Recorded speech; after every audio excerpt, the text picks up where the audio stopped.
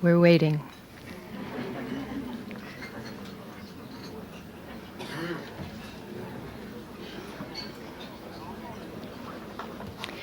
Good afternoon, and welcome to the regular Friday meeting of the City Club of Portland.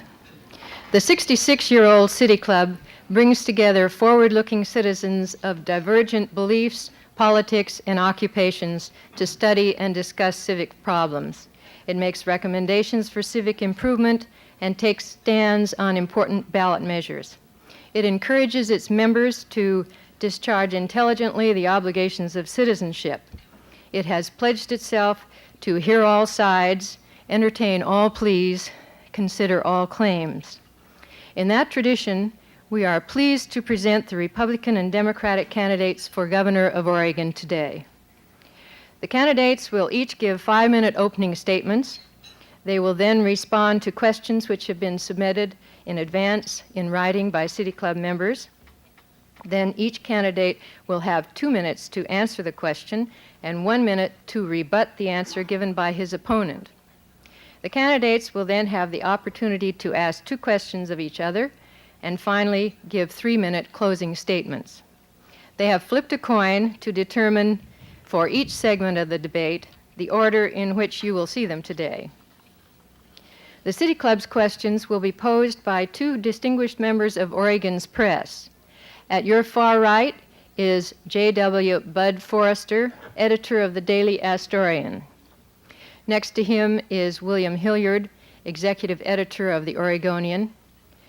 The timekeeper for today's debate is Robert Shoemaker, president-elect of the City Club. I am Pauline Anderson, president of the club. The first opening statement will be from Vic Atiyeh. Mr. Atiyeh, a Republican from Portland, served 20 years in the Oregon State Senate before his election to the office of governor in 1978. His challenger is Ted Kulongoski, a Democrat from Junction City. Mr. Kulongoski is also a veteran of state government. He has served as representative and as senator from his district for a total of 8 years. Please join me in welcoming Vic Atiyeh and Ted Kulongoski to the City Club.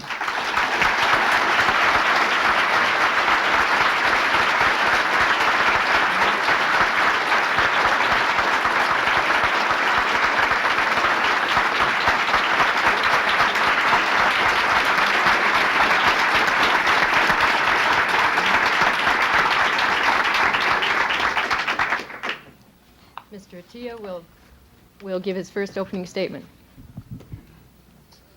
Thank you. I'm very pleased to have this debate start today. Oregon has never faced a more critical governor's race, and Oregonians have never had to choose between 2 candidates more clearly different than this candidate and Ted Kulongoski. As Oregon pulls itself out of this devastating national recession, the need to continue real leadership in the governor's office has never been more apparent. I have strong views about leadership. Leadership comes from hard work, not words. Leadership depends on facts rather than emotion. Leadership is not forged from the glad hand, the quick fix, and the easy answer. And leadership is what I've brought to state government. I've brought it through competence, good management, and tough decision-making over the last 3.5 years. In 1979, I began my term with a promise and a challenge to set a high standard of performance as governor in all that I do. And so I have. I proudly list on my public record 3.5 years of key accomplishments in government reform, lean budgets, sensible management, solid energy programs, economic development, and human rights. And here we stand today in state government. $5 million per month is saved by Oregon taxpayers in welfare alone. 3,785 fewer employees are in state government now than 2 years ago. $80 million per year is saved by Oregon businesses and workers' compensation. Supplemental unemployment benefits have been won and benefits raised without increasing the costs for the employers. $137 million have been saved in electric ratepayer costs, and millions more have been saved the taxpayer through state government's own energy conservation program. Our state agency budgets are $404 million less than they were 3 years ago. That is the public record. It is important. It is the truth. But the record is second in importance to the number one issue facing Oregonians in this governor's race: the economy. Every issue and every candidate will be judged by it. Mr. Kulongoski and I have a reckoning with the voters based on that judgment. The question is, will style or substance prevail? The answer will be felt in Oregon for years to come. That is why every issue in this campaign, every issue we debate today, has an economic side. Proven, steady leadership is an economic issue. The ability to manage state government is an economic issue. And the record of those who would be governor of this state is an economic issue as well. I'm talking about those who did nothing to speed our state's economic recovery. I'm talking about those who introduced legislation that would sabotage that recovery. I'm talking about those who have suddenly discovered the importance of economic development as a part of their most recent political campaign for high office. In short, I am talking about Ted Kulongoski. You could not find a public record more opposite than the record of the two men standing against each other right now. Yes, Oregon is in a recession, a terrible recession. A recession that has made a number of issues clear. It's clear that Oregon did not lead the nation into the recession. It's clear that Oregon did not create high interest rates. It is clear that Oregon did not produce the trillion-dollar federal debt.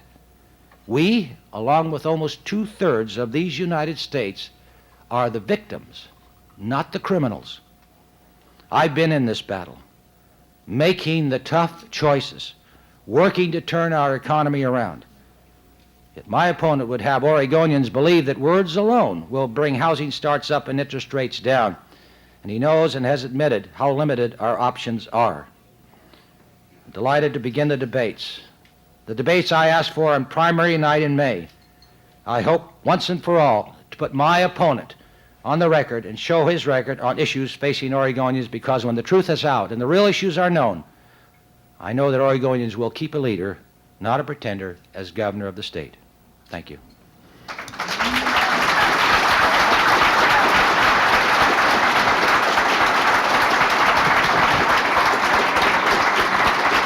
Thank you, Mr. Atiyeh. Now, Mr. Kulongoski.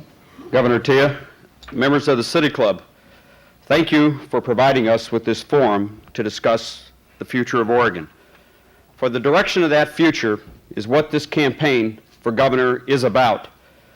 Today, Oregon's economy is in its worst condition since the Great Depression. For the first time, citizens are leaving Oregon, seeking jobs elsewhere. The future quality of our life in our state is uncertain. 50 years ago, we looked to federal policies to rescue Oregon. Today, federal policies and the realities of these times make it clear that we must look to ourselves to find solutions to our problems. And it is the governor's job to provide leadership and direction to put our people back to work. And it is the governor's job to give hope to our people for the future. And it is the governor's job to provide the concrete programs that will give substance and reality to that hope, that leadership, and that direction. I will not abandon these responsibilities or settle for the notion that there is little or nothing we can do. Indeed, I say we can, indeed we must, marshal the governmental, human, and natural resources of our state. I have proposed an economic development strategy to bring jobs to our people, to diversify our economy so that we never again have to say recovery. Although for Oregon it is new and innovative, its parts are sound and have worked in other states. Although for Oregon it is different, that difference is that it focuses on our problems and deals with them directly in ways that will create jobs for our people. It calls for reorganizing our state economic development bureaucracy to get more action and more return for our investment. It is a strategy of reaching out to Oregon's small and mid-sized businesses through an Oregon Enterprise program with the skills and information that makes the difference between success and failure. It calls for a Buy Oregon program to match Oregon producers with Oregon purchasers so we can stop exporting our jobs and dollars. It will bring new dollars into Oregon by opening up new export markets for our products through an Oregon export program. It will help our mills retool so they can compete on the worldwide market by operating at the highest efficiency. It calls for an economic adjustment program to assist businesses in distress and, yes, if necessary, help communities and workers faced with the loss of a major employer. And it calls for an industrial recruiting program with a far more professional approach than the hollow imagery of blowing up dynamiting signs on the Oregon border. It is a strategy that will work to create and protect high-quality jobs for Oregonians because it is based on the strengths that we have. Oregon's attractiveness to our citizens and to new business is the quality of life, not the quality of our brochures. To preserve that quality, we must maintain our public facilities and services. We cannot have skilled workers without quality education, and that means not abandoning our commitment to education at any level. We cannot have industry without transportation, sewers, and industrial land, and that means maintaining our highways, our ports, and our land use planning mechanisms. We cannot have a total quality of life in Oregon if our citizens fear for their safety, our elderly fear the future, our ratepayers fear the utility bills, and the taxpayers and businesses fear state government. These problems, too, are a governor's responsibility, and today they call for action. My Oregon Energy Program will work to fight rate increases and create jobs by stressing conservation and renewable energy resources. I will continue to work for the pride and dignity of our elderly by preserving and pursuing project independence and lifeline utility rates. The Oregon we see today is a stark contrast to the Oregon we knew 4 years ago. But I tell you that with leadership and action, there is no reason that we cannot regain those qualities that just a few years ago made Oregon the #1 leader for this nation. Providing that leadership and action is a governor's job, and that is what I will do.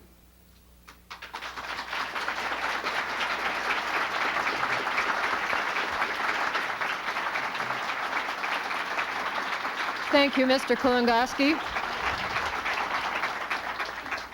Our candidates will now answer questions selected by our panelists from those submitted by City Club members. The first two questions concern the economy of Oregon in the short term and will be asked by Mr. Hilliard. Mr. Atiyeh will be the first to answer. Mr. Hilliard. Governor, the economic forecast for the state of Oregon is not encouraging. Last week, the state legislature met for the third time this year to solve the state's budget problems. Legislators approved a special $81 million assessment of SAFE. It seems apparent that the legislature is reluctant to enact a long-term solution to our economic ills. How do you propose to solve Oregon's economic problems on a short-term basis? Do we raise taxes, cut services, or both? The answer to your question, first I have to tell you that we did take extraordinary measures in extraordinary times, almost at a point of crisis, in trying to solve our problems that we had with the shortfall and recognized by all.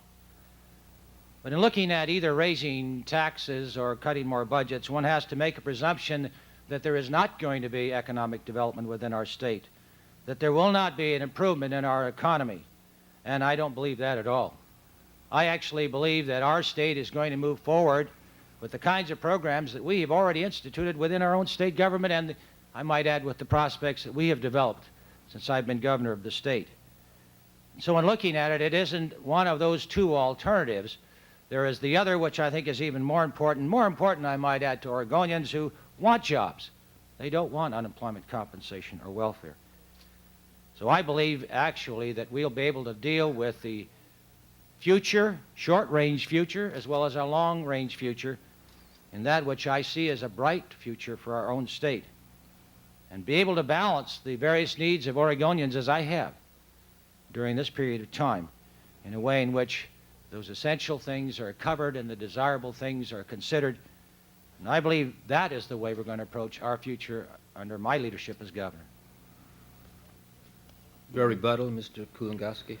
Let me state that, first of all, that there has been a net loss of 100,000 payroll jobs in this state in the last 4 years. And workers shouldn't be told that they should wait or somehow that there's little that we can do. As the governor of the state, this is what I will do. First of all, I will speed up construction of public works projects that this state does have control over. Secondly, I will concentrate on recruiting those firms to Oregon that have the highest potential of coming to Oregon immediately.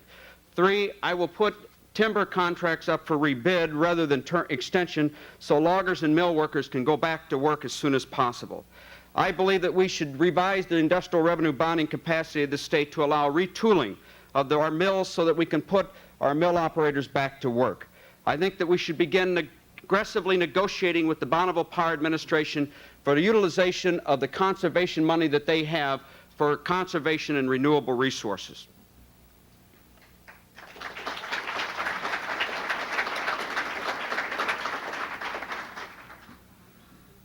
Mr. Kulongoski, is there hope for the future for the citizens of Oregon, or have they taken our high standard of living for granted, and the lifestyle we have known in the past will have to be trimmed drastically if we are to be realistic in our approach to a solution to our economic problems in Oregon? First of all, let me state that Oregon's problem is no different than that was faced by other states years ago. 25 years ago, Massachusetts was devastated because of the textile industry leaving to the south. 15 years ago, North Carolina lost over 100,000 jobs in the tobacco industry. It is no different in Oregon today, but I believe that I think we have a program that I think that we can say that, in fact, if it's implemented, that we can give the people of this state hope and employment in the near future and in the long-term future.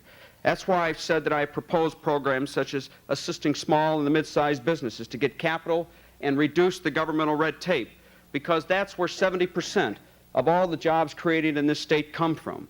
We're going to change the way we market our exports, whether it's tourism, agriculture, wood products, or other products. We're going to bring them together into a combined program to sell Oregon and sell those products.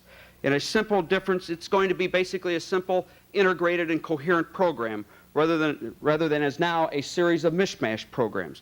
We're going to have an Buy Oregon program, which gives a preference in the public sector to utilizing contracts from Oregon employers when issuing state contracts and local government contracts.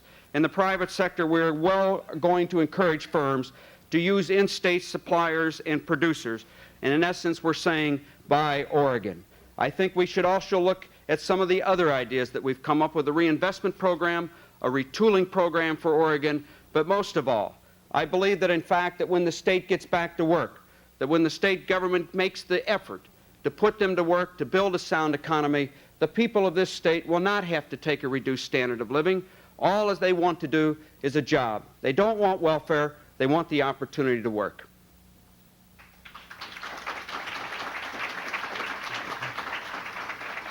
Thank you. Your rebuttal, Mr. Atiyeh. I think one of the first clear distinctions between Mr. Kulongoski and myself arises with the answer to that question. The question actually was relating to Oregonians and how they feel and what their future is and what their part of that future is. I can tell you that I believe very strongly in Oregonians. I believe in them. I'm not like those who believe government knows how to do it. I believe they know how. And I can tell you, having traveled the state and listened to Oregonians and knowing how excited they are about being able to take control of their own lives for the first time with government's cooperation and help, being a partner in that process, that is something that I do not want to stifle. And I must tell you that this is one of the first beginning clear differences between Mr. Kulongoski and myself. Mr. Forrester will now ask the next two questions, which concern the economic climate of Oregon in the long term. Mr. Kulongoski, economic development professionals say that most of Oregon's economic expansion will be in the Willamette Valley because 70% of the state's population is here, the principal institutions of higher education are here, and a transportation network is here. Does this suggest that not much economic development will occur elsewhere in the state? I believe, in fact, that this state has a tremendous growth potential economically. I think that what the state has lacked is the formation of a strategic policy that directs the state into the direction we as Oregonians want to go in the next 10, 15, 20 years in the terms of our economic development, our environment, our transportation system, our system of higher education. It will determine where we locate businesses in this state. And I think that the outstate areas have as much right to economic development as the Willamette Valley. I believe that what we must do is we must look at those incentives that will attract businesses here. First of all, I believe that the long-term economic benefits to the state are in the export trade market. I also believe if we make that commitment to our port facilities in the state, that is not only the Port of Portland, but Astorian, in the long term, the Port of Coos Bay, that in fact that companies across this country will see that we're making that commitment, and they will make the long-term decisions to locate in this state because in fact that we will have the transportation system that they so badly need. But I think that you have to look at how we're going to do that. And I think we're going to do that by the attraction of the people to the state because we have a skilled workforce, which means that we must make a commitment to education at all levels. We have to have an availability of access to capital, and that's why we have created and brought together an investment in Oregon program. You have to have a strong, viable export program. That's why I said that as one of the major components of our economic recovery program, that we're going to bring together in an integrated method all the exporting policies of this state to sell Oregon and to sell our products. What these companies want is they want a stable government that doesn't fluctuate in the tax policies, in its governmental regulatory policies, and they want a state that has essential state service such as roads, railroads, sewers, bridges, and water. That's the way I think we'll have a unified economic development effort throughout this state. Governor Atiyeh.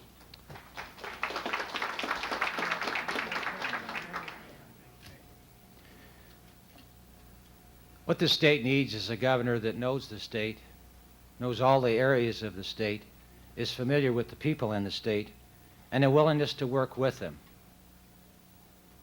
It's known clearly that I've worked very hard in various areas of this state, specifically with people in certain areas of the state. I've worked very hard on the Lower Columbia River, Coos Bay, Klamath Falls, Hermiston, around the state, Klamath Falls, Baker, trying to find places for jobs. But let me explain what I see the long-range future to be. In developing our electronic industry, it's clear that there are all kinds of subcontractors that can develop around the state of Oregon. Already, Tektronix, for example, is open in Redmond. It's the kind of understanding, it's the kind of knowledge, what people want, how you can help them. You're part, really, of their solution, helping them get where they want to. And again, I believe in Oregonians, and working together, we can get the job done.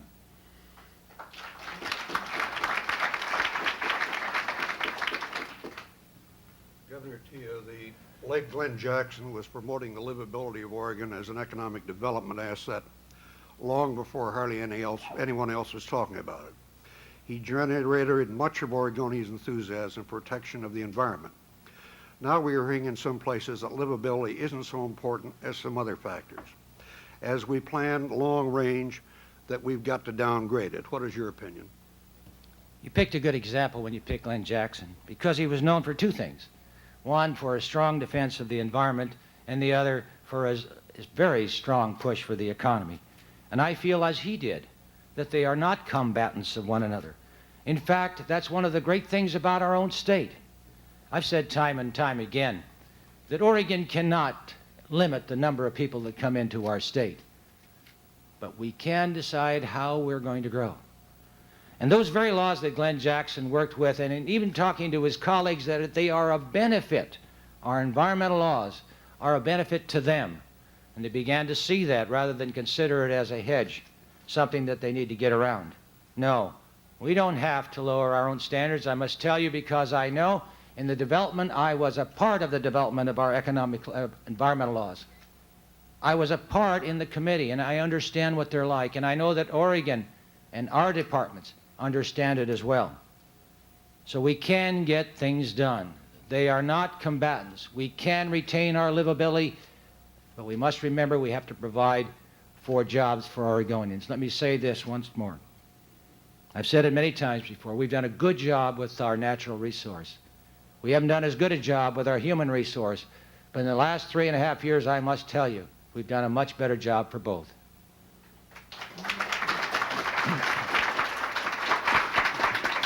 Your rebuttal, Mr. Kulongoski. First, tourism is one of the top 3 industries of this state, and I think everyone here understands that if we let our parks and our roads deteriorate, we will not have a tourism industry in Oregon. I do believe it's a strength, and we must maintain those facilities and those services that provide this quality of life that not only as we as Oregonians like so well, but people like to come to Oregon and visit to see. Secondly, I believe that through a strong environment, we can have a resurgence in the wood products industry because it's a natural resource that is compatible with this state, and it's compatible with my long-term views of where the state's economic stability and strength will be. I think we're also talking about attracting new industries, and it's in fact that one of the things that they like and one of the things that they appreciate about Oregon is we do make the commitment toward our livability as we do, and I do not believe that we have to take a back seat with our environmental concerns to economic development. In fact, they're compatible with each other, and if you're worried about the environment, you'll make the right term, long-term decision for our economic growth. Mr. Hilliard's next questions concern unemployment. Governor Atiyeh, projections show that there will be no let-up in unemployment in Oregon. The state's unemployment rate is among the highest in the nation. What do you propose to do to put Oregonians back to work by, say, January the 1st?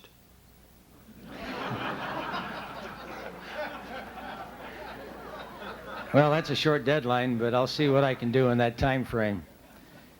I've already worked very hard to help our timber industry. I most recently was back in Washington, D.C. before Senator Hatfield's committee, attempting to get not just the extensions which provide no jobs, but a renegotiation of our contracts with the Forest Service and the Bureau of Land Management. In Oregon, I asked at the special session that we allow the state forester to do the same, to renegotiate the contracts. It has been successful. By year end, it's our estimate there will be 1,800 jobs produced just because of that. And have to remember that Oregon only has 3% of the timber in the United States. So number one, I've already been at that. I have worked at that, and I will continue to work at that. And I might add that Senator Hatfield, along with Senator McClure, is doing the same. If we can get that going, that's our major industry at the present time, while at the same time working for the diversification of our economy. By year end, if we're successful and we can get Congress to agree with our views, things might happen in the forest industry which will create the kind of jobs. That's the most immediate short-term by January 1 solution because it is there, it is possible, it can happen, and what we need is everyone urging Congress to recognize the plight here in Oregon.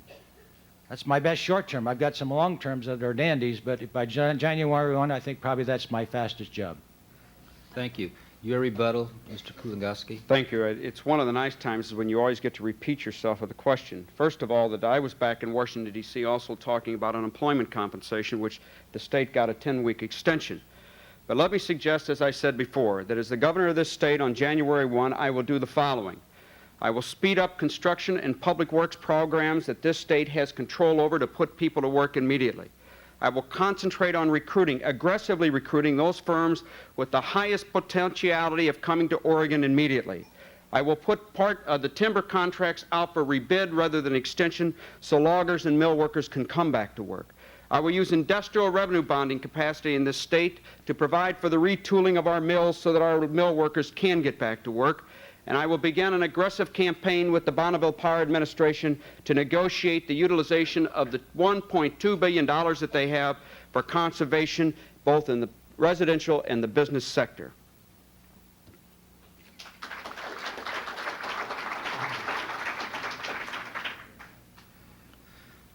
Mr. Kulongoski, minority unemployment has remained high in Oregon, even in times of relatively low overall unemployment.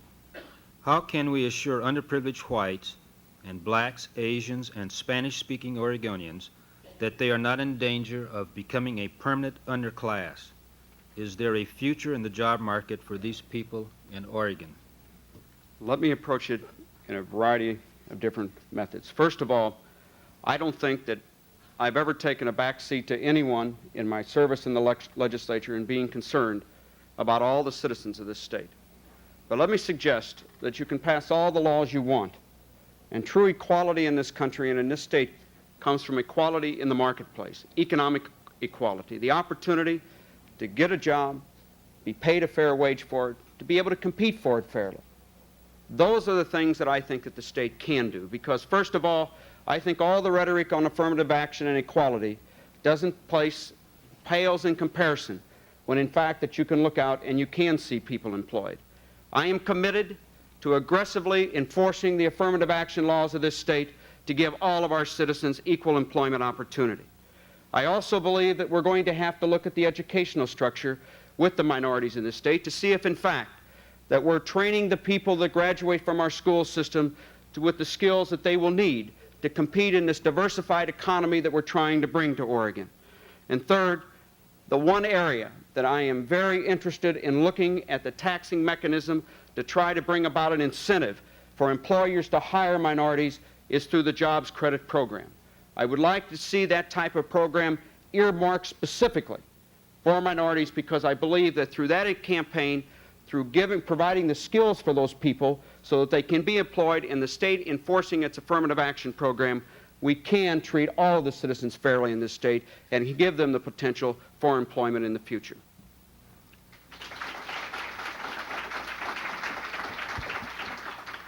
Thank you. Your rebuttal, Governor? Yes. The future in Oregon for the minority and the underemployed really rests in the hands of those who are heading governments, whether it's the governor, city, counties, or where else it may be, in their own personal commitment rather than a political commitment. I brought to the office of governor a personal commitment, one in which I didn't use on the campaign trail, but one in which I believed. And I think that what we can do is this: Oregon government should be the leader to show Oregon business how they can actually benefit from the use of those people who are wanting jobs so badly. And I can tell you that Oregon government, under my tenure, has really led the way in proving to those who have been underemployed and for those minorities that we really care, that we really want to produce jobs for them, and we have done it in our own state government.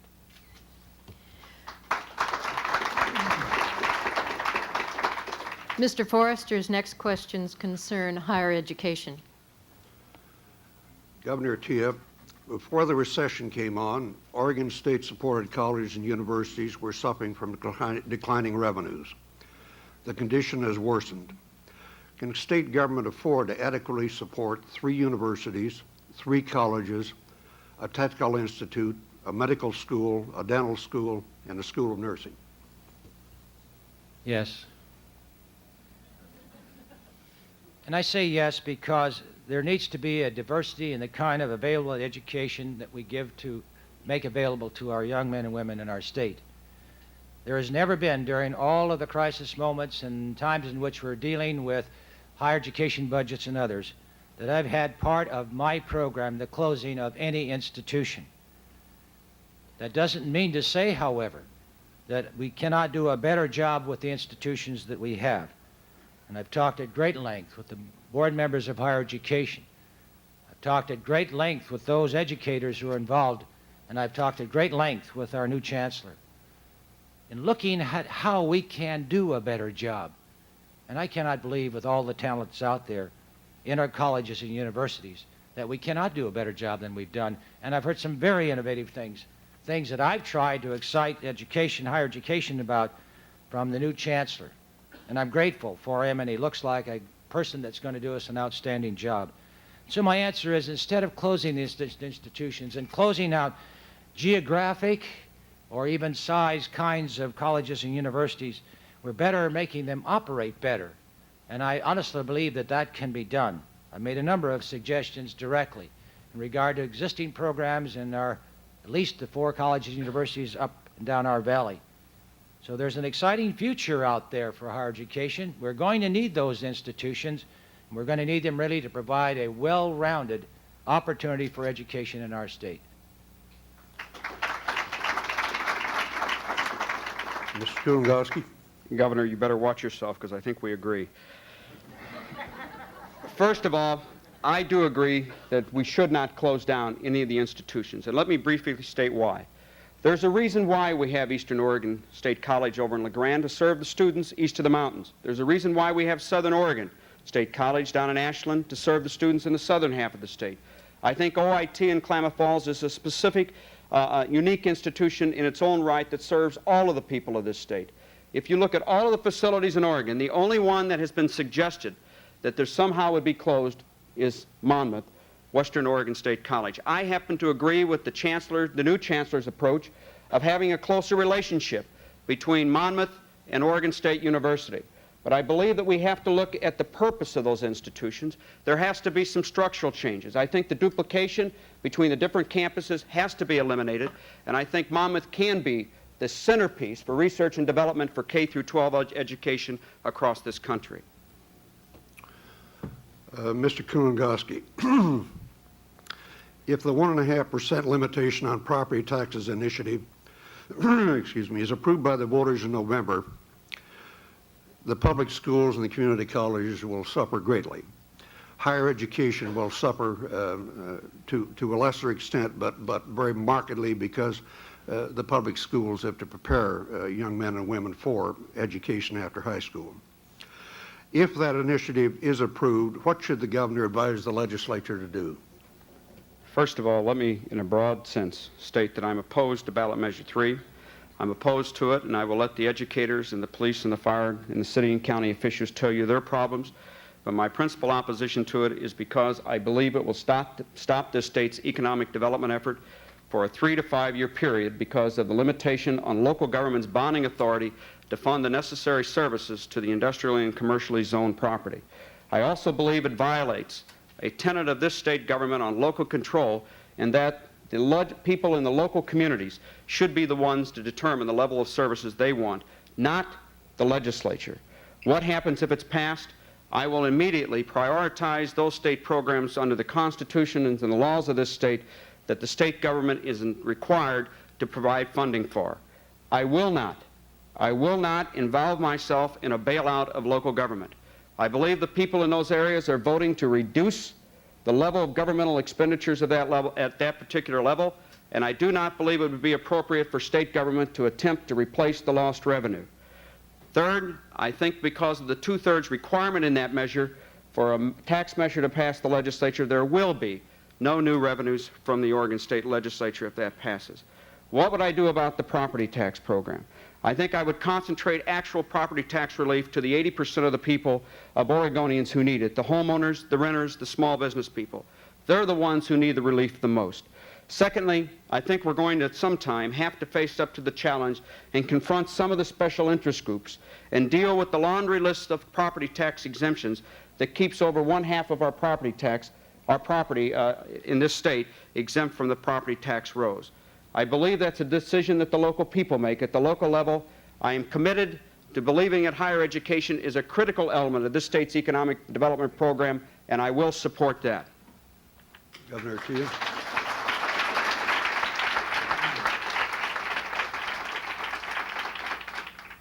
I'll offer a definitive program in the sense that I, too, oppose ballot measure 3. I have opposed it in the past, worked hard against the measure, but I do believe in rate limitation and assessed value limitation. I can understand why Oregonians are frustrated with the huge increases in property taxes, I think encouraged in part by the Property Tax Relief Act of the Oregon legislature. But if it passes, I'm going to be convinced that Oregonians said, stop, whoa, we've had enough. But I cannot believe that Oregonians mean let's devastate our own government.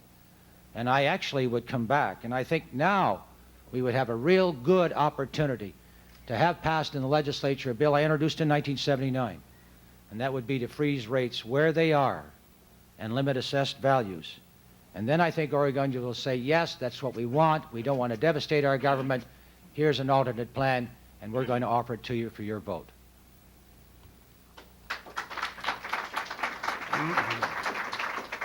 Our time is up for questions from the panel. The candidates now have the opportunity to question each other. Each candidate will ask 2 questions in alternating sequence.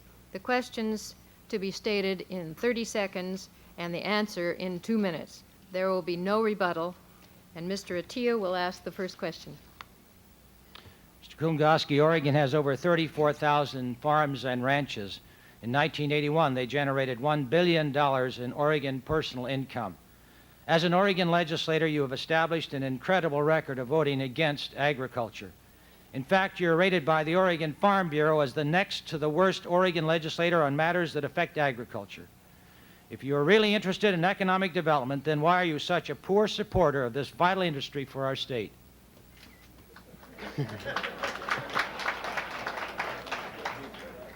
First of all, let me state to you that I have not seen the rating of the Agricultural Association, and I have no idea what particular bills that they sponsored, but I would suggest to you the reason why they did that is one of the areas that I'm very strongly involved in, and that is in migratory farm labor legislation. I have written the migratory farm labor legislation in this state for the last 6 years, and as the governor of the state, I will continue to pursue equality and equity for all citizens. If that's what they want to rate me low on, then they can rate me low.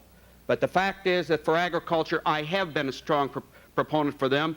I've stood up to them. I've actually tried to move them into a direction that, in essence, in looking at the issue of chemicals, that they look at other alternatives, at the same time understanding how important it is that, in fact, that until these alternatives are found, that they have the necessary chemicals to be able to engage in agriculture. I've been supportive of irrigation projects. I've been supportive of the current policy that the legislature and the committee on which I served passed last time to allow irrigation districts to develop low-head hydro systems on their irrigation systems so that they can cut down their energy costs to their particular consumers, the ranchers and farmers in that particular area. But I will tell you this, I will not take a back seat to any organization that believes that, in fact, that some particular segment of our population can be exploited for their economic gain. I refuse to do it.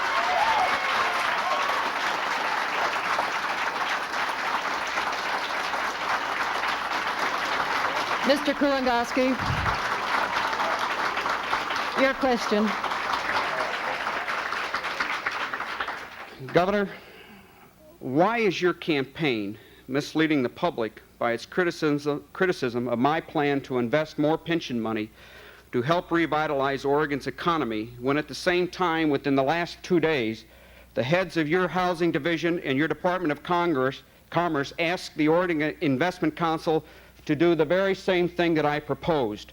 Why is your radio and television advertising misleading the public on that issue? Well, first, I find it curious that you should object to my advertising, which we consider tough, but I've never heard anyone say that it was wrong. In answer to your question about the recommendation from the Housing Division to the Oregon Investment Council, it's a matter of a full and well-developed plan that they're considering and making a recommendation. I presume that's the report on venture capital. The plan that we heard you suggest, it had very little definition. It had very little definition other than we want to try to invest PERS money, which of course is workers' savings money, in those things and places where they cannot get loans. And of course they cannot get loans where it's much too risky. And I'm not willing to risk anyone's savings account on a venture that could be done on a much better and a more solid basis.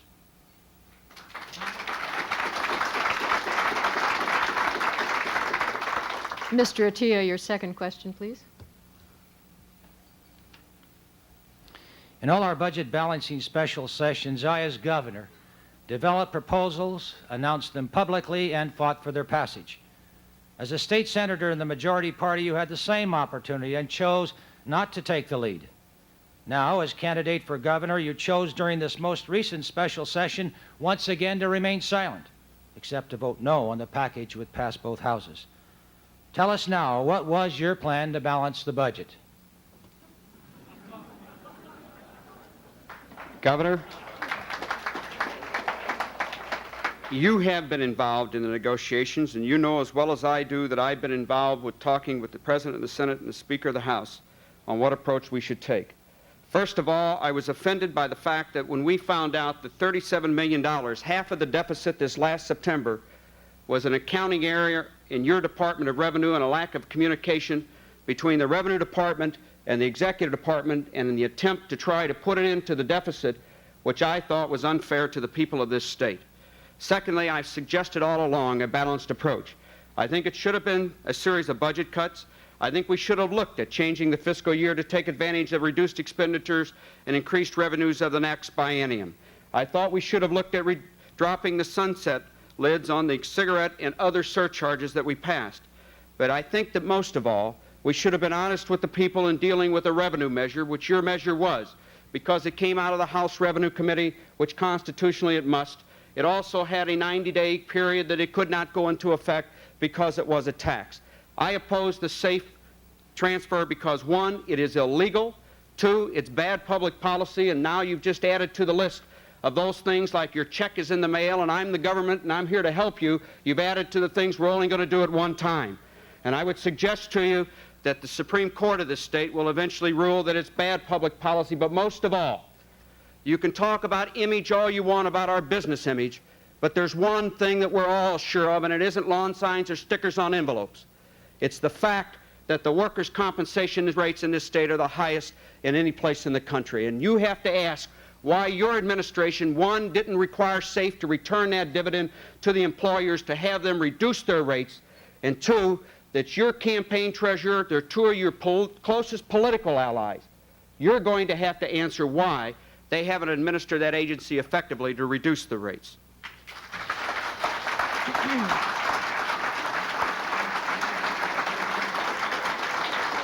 Mr. Kulongoski, your second question, please. Governor Atiyeh, why is it that as governor that you waited until August of 1982, almost 4 years after your inauguration, almost 2 years after a court order telling us that our prisons were overcrowded, to come up with a so-called anti-crime program, especially after your behavior when you pardoned convicted murderer Dwayne Samples?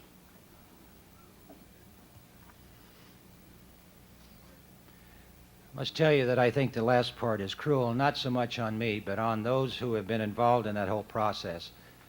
And I would hope, and sincerely hope, that that kind of insensitivity would not come up, and I'm sorry it has. However,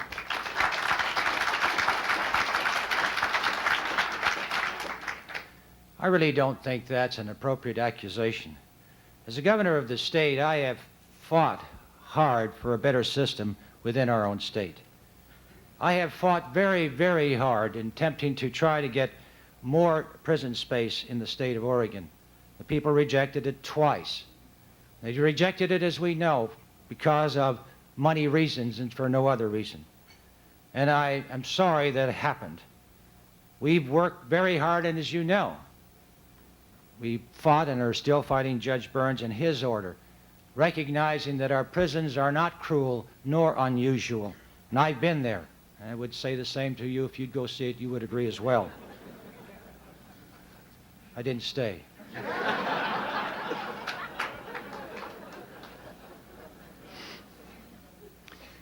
But we need to develop a package. It's important for Oregonians knowing what we would do as a governor for the next 4 years, just very much as you're proposing your plans.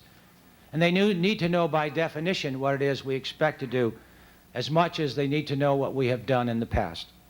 And I would say to you, Mr. Kulongoski, that I have a record in the past of working very hard against the criminal.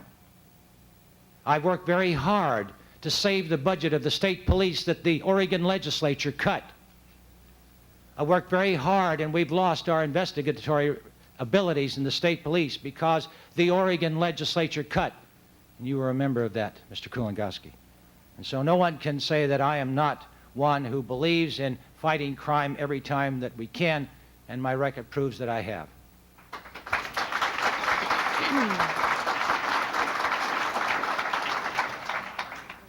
We have come to the time for 3-minute closing statements from each candidate. Mr. Kulongoski will speak first.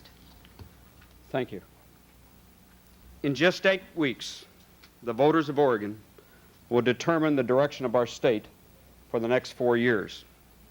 4 years ago, they made a similar decision.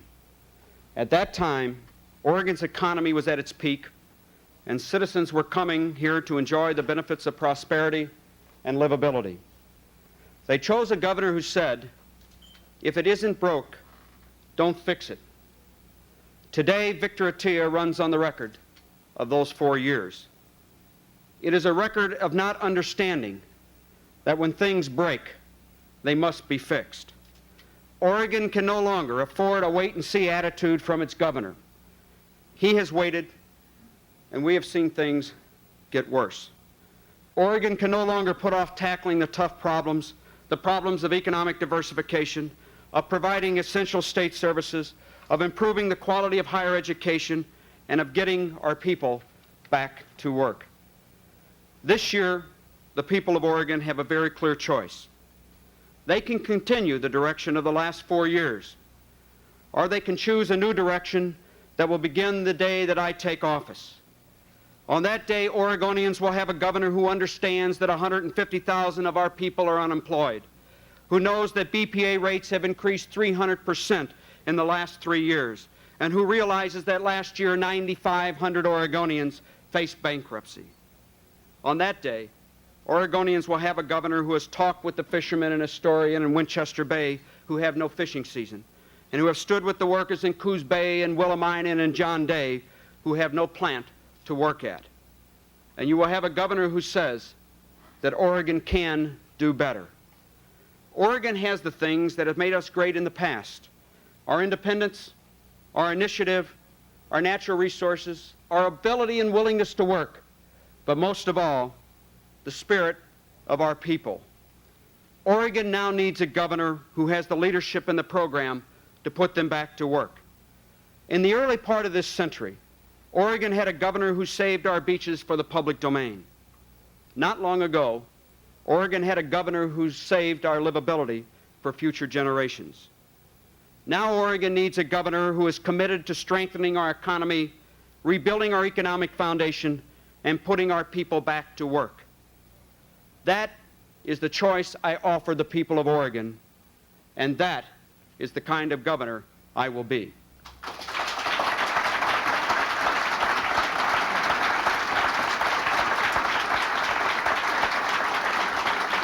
Mr. Atiyeh, your final remarks, please.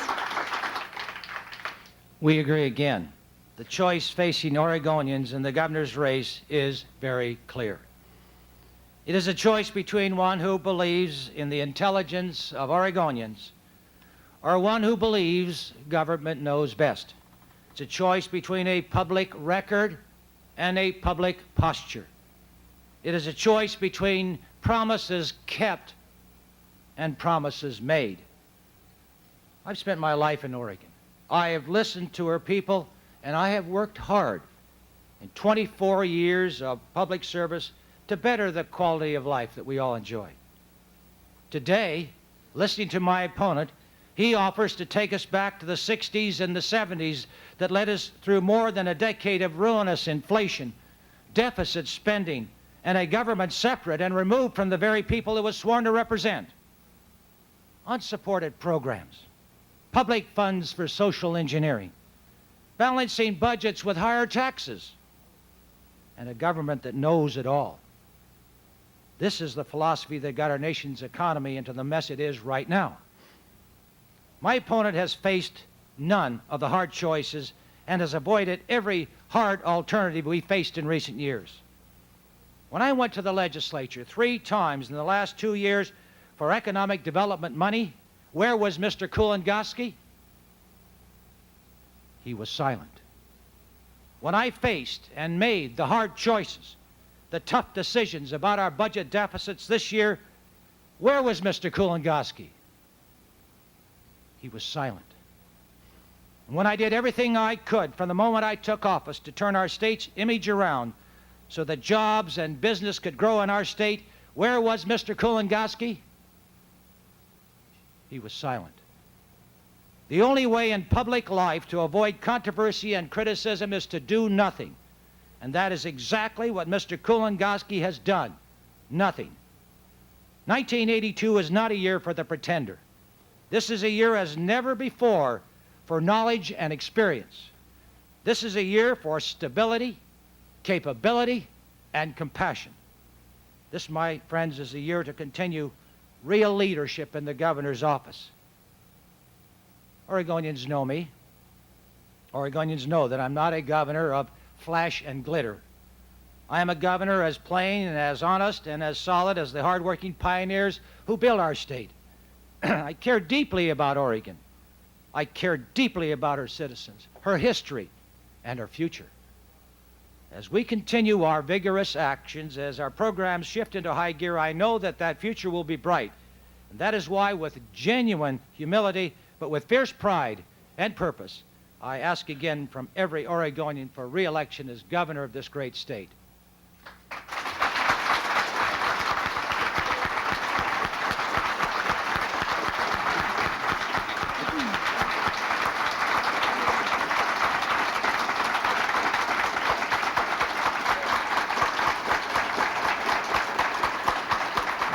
Governor Atiyeh, Senator Kulongoski, audiences here and on TV and radio, thank you for being with us today. Our thanks also to our panelists, William Hilliard and Bud Forrester for their part in the program, to Bob Shoemaker for his part in the program. We also wish to thank KATU Television for providing the production facilities for today's broadcast, and to the other TV and radio stations who have brought this program to you today. To those of you listening and watching, thank you very much for joining us. We are adjourned.